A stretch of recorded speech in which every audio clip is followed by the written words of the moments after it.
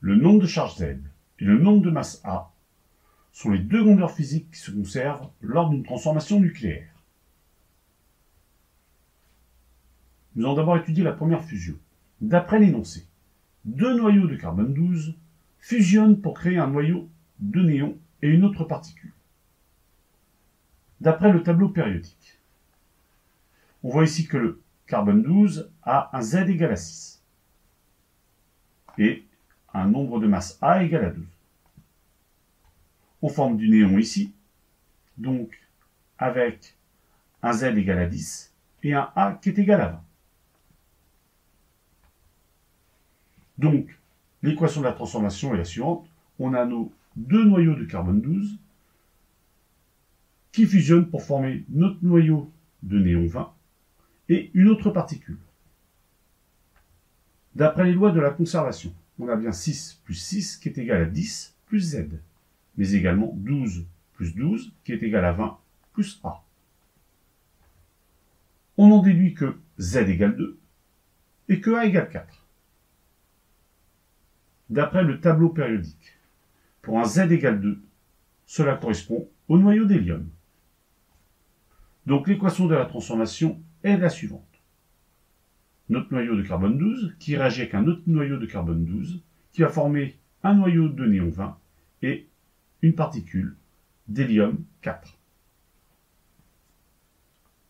Pour la deuxième fusion, d'après l'énoncé, les deux noyaux de carbone 12 fusionnent pour créer un proton et un nouveau noyau. Donc l'équation de la transformation, nous avons à nouveau nos deux noyaux de carbone 12 qui forment un proton et notre nouveau noyau qui est ici.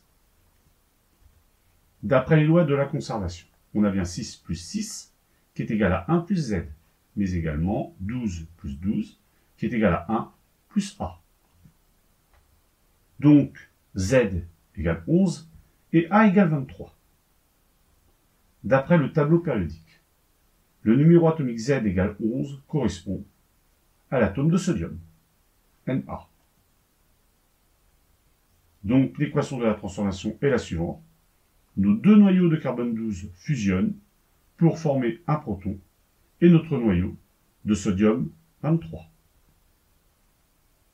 Pour la troisième fusion, dans l'énoncé, les deux noyaux de carbone 12 fusionnent pour créer un neutron et un nouveau noyau.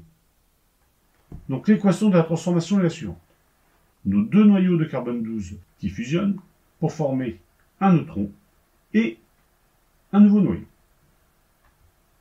D'après les lois de la conservation, nous avons bien 6 plus 6 qui donne 0 plus Z, mais également 12 plus 12 qui donne 1 plus A. Donc, nous trouvons que Z égale 12 et que A égale 23. D'après le tableau périodique, le noyau qui correspond à Z égale 12 est du magnésium. Donc, l'équation de la transformation est la suivante. Nos deux noyaux de carbone 12 fusionnent pour former un neutron et un noyau de magnésium 23.